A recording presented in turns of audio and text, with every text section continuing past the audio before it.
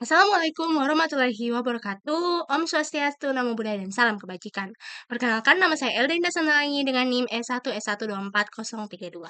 Jadi di sini saya akan membahas mengenai tugas saya yang berjudul pembangunan jaringan komputer. Nah, pertama-tama kita itu akan membahas apa itu jaringan komputer. Nah, jaringan komputer adalah kumpulan dua atau lebih perangkat komputasi seperti komputer, server, atau printer yang saling terhubung untuk berbagi data, informasi, dan sumber daya. Sistem ini memungkinkan komunikasi efisien antar perangkat melalui kabel atau nirkabel menggunakan protokol seperti TCP/IP untuk transmisi data dalam bentuk paket. Jaringan komputer mendukung berbagai sumber daya seperti printer dan file, memfasilitasi kolaborasi real-time, serta meningkatkan keamanan informasi melalui pengelolaan terpusat. Dan selain itu, jaringan ini juga memungkinkan akses data dari lokasi berbeda, kemudian dia juga efisiensi biaya dan skalabilitas untuk organisasi besar. Nah, jaringan itu memiliki banyak jenis. Ada 3 jenis dari jaringan itu sendiri. Yang pertama ialah Local Area Network atau yang disingkat dengan LAN. Jaringan ini adalah jenis jaringan komputer yang menghubungkan perangkat seperti komputer, printer, dan server dalam area terbatas seperti gedung, kantor, rumah, ataupun bangunan kampus. Kemudian yang kedua ialah Metropolitan Area Network atau yang disingkat dengan MAN, yang dimana jenis jaringan komputer yang menghubungkan beberapa lokal area network atau LAN dalam wilayah metropolitan seperti kota atau kampus besar dengan jangkauan beberapa hingga puluhan kilometer. Kemudian yang terakhir ialah WAN atau Wide Area Network, yang dimana jenis jaringan komputer ini adalah jenis jaringan yang menghubungkan LAN dan WAN antar wilayah luas seperti negara, benua, atau global melalui infrastruktur publik atau pribadi seperti satelit dan kabel laut. Kemudian kita membahas mengenai jenis-jenis topologi yang ada pada jaringan komputer. Ya, ada 4 jenis topologinya. Yang pertama ialah bus, yang dimana topologi ini memungkinkan semua perangkat terhubung pada satu kabel utama atau backbone. Yang sederhananya, dia itu sederhana dan murah, tapi rentan kegagalan jika kabel rusak. Kemudian ada lagi yang dinamakan topologi star, yang dimana topologi ini memungkinkan perangkat terhubung ke pusat switch atau hub. Dan, kelebihan dari si Star ini itu mudah dikelola dan scalable, dan umum digunakan saat ini. Kemudian ada lagi yang dinamakan topologi ring, yang dimana topologi ini, memungkinkan perangkat membentuk loop melingkar, data mengalir searah, kemudian minim tabrakan, tapi satu kegagalan bisa melumpuhkan semua jaringan. Kemudian yang terakhir ada topologi mesh, yang dimana topologi ini memungkinkan setiap perangkat saling terhubung langsung, kemudian sangat andal dan cepat, tapi mahal karena banyak kabel. Kemudian kita masuk ke rancangan topologi. Jadi sebelumnya, saya diberikan studi kasus, yang di mana studi kasusnya ini merupakan studi kasus untuk membuat sebuah jaringan dalam sebuah gedung. Nah, ini adalah soalnya, terdapat gedung A memiliki 2 lantai. Lantai 1 berisi 10 komputer dan laptop, kemudian dan lantai 2 itu berisi 10 komputer dan laptop tanpa port LAN. Buat jaringan dalam gedung tersebut sehingga semua komputer dan laptop terkoneksi. Alamat IP address menggunakan DHCP dan IP. Nah, untuk studi kasus ini, saya itu menggunakan topologi star, yang dimana topologi ini memungkinkan setiap perangkat yang ada di dalam gedung itu dapat terhubung ke switch pusat. Kelebihan dari si topologi star ini di studi kasus saya ialah yang pertama itu mudah menambah atau mengurangi perangkat pada setiap lantai tanpa mengganggu perangkat lain. Tetapi kekurangannya itu membutuhkan perangkat pusat atau core switch, sehingga jika perangkat tersebut mengalami gangguan, seluruh jaringan dapat terputus. Nah, saya langsung saja menunjukkan rancangan saya, yang di mana rancangan saya itu seperti ini. Di sini ada perangkat-perangkat yang saya siapkan itu ada beberapa. Yang pertama ialah core switch. Nah, core router yang dimana core router ini berfungsi sebagai pusatnya. Kemudian ada yang dinamakan core switch. Nah, kenapa saya menggunakan core switch? Karena saya itu menempatkan 3 switch di dalam gedung tersebut. Jadi core switch untuk switch utamanya, kemudian ada akses point untuk lantai satu dan akses switch untuk lantai 2. Jadi kenapa saya menggunakan seperti ini tidak langsung saja? Karena kalau misalnya saya menggabungkan switch lantai satu dan lantai 2, nanti itu kalau misalnya switch-nya terputus, lantai satu dan lantai 2 itu akan terputus semua. Tapi kalau misalnya saya menggunakan topologi ini, switch yang ada kalau misalnya switch di lantai satu yang terputus, lantai 2 tidak akan terputus, jadi tetap berjalan. Sementara kalau misalnya lantai 2 yang putus, lantai satu tetap berjalan. Nah, untuk, bagian lantai 2 ini dia kan tadi tidak ada port LAN, sementara yang lantai satu itu pakai port LAN. Jadi kalau misalnya port LAN itu hitungannya kan kabel ya. Jadi di bagian sini itu, di bagian lantai satu dia, penghubungannya menggunakan kabel. Nah di sini tadi kan dikatakan 10 PC dan 10 laptop.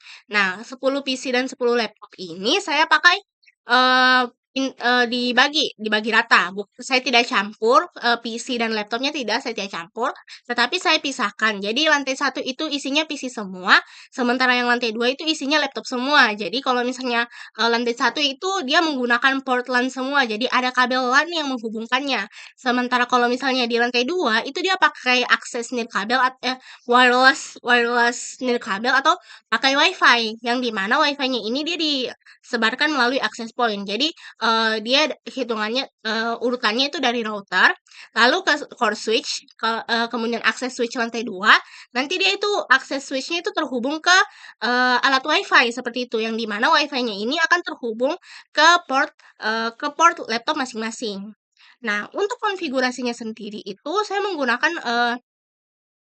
itu langsung di sini saya langsung pakai seperti ini, saya ganti saja. Yang di mana kalau misalnya kita lihat di sini ya, untuk alamat IP-nya, configuration-nya itu saya pakai DHCP, jadi dia itu otomatis. Jadi saya sudah atur dari sini DHCP-nya, saya masukkan alamatnya itu 198.168, ini dia alamatnya, 192, 168, 10, dan 1. Jadi dia ini sebagai utamanya untuk yang routernya. Jadi dia routernya seperti itu. Dia server utamanya. Jadi mana dia itu jadi hostnya seperti itu. Ini dia mendapatkan IP satu, alamat IP-nya satu. Kemudian nanti di sini dia itu saya pisahkan. Yang dimana di sini kenapa saya pisah seperti ini? Dia itu kalau misalnya dari sini itu dia memakai kabel Giga Switch. Yang dimana kenapa saya memakai Giga Giga apa ya? Giganet kalau nggak salah di sini. Berarti di sini tuh dari sini saya tutup sini. Ini saya kan sambung ya di sini. Itu dia masuknya di sini, gigabit Ethernet. Kenapa saya pakai gigabit Ethernet di sini? Karena dia kan hitungannya ada WiFi ya, pakai WiFi bukan kabel LAN. Yang dimana kalau misalnya WiFi itu potensi backbone-nya dan backbone-nya itu besar seperti itu. Jadi dia agak besar itu kalau misalnya potensi backbone-nya karena dia menggunakan jaringan eh, tanpa kabel begitu. Dia memakai WiFi seperti itu. Makanya jaringannya itu lumayan yang dibutuhkan itu yang lumayan besar. Karena gigabyte Ethernet itu dia kalau nggak salah 1000 megabyte. Sementara kalau misalnya ini yang dimana di sini lantai satu itu saya pakai ini fast Ethernet seperti itu. Fast Ethernet 01.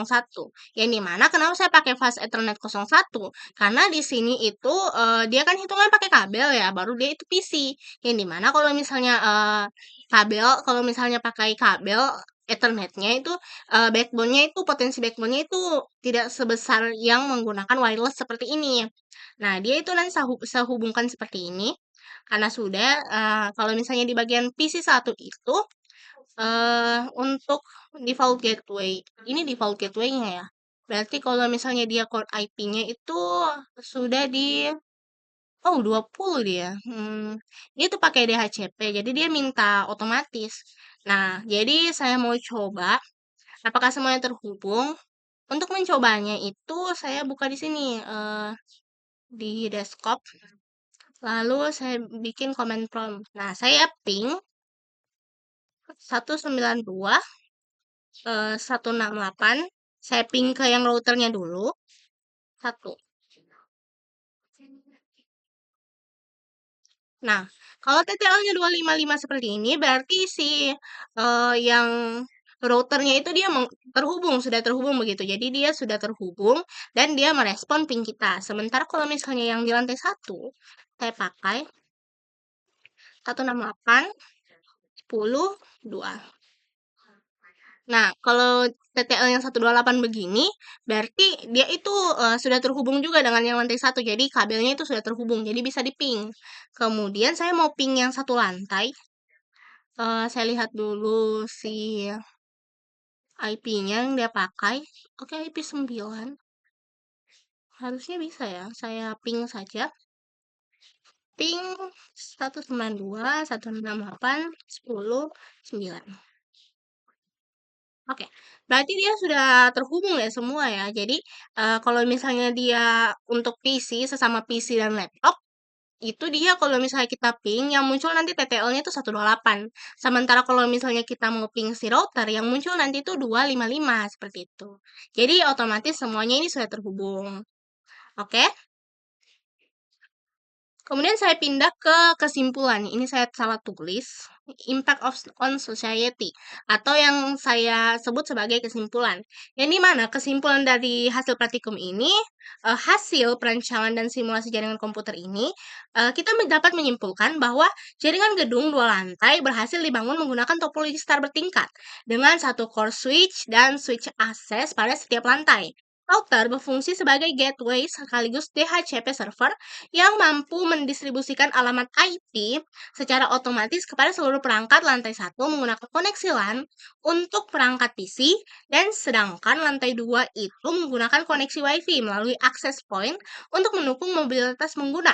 Seluruh perangkat dapat saling terhubung dan berkomunikasi dengan baik, yang dibuktikan melalui pengujian konektivitas menggunakan perintah ping. Desain jaringan ini dinilai efektif, mudah dikembangkan, dan serta sesuai dengan kebutuhan jaringan skala kecil hingga menengah pada lingkungan gedung bertingkat. Oke, mungkin itu saja yang bisa saya sampaikan pada hari ini.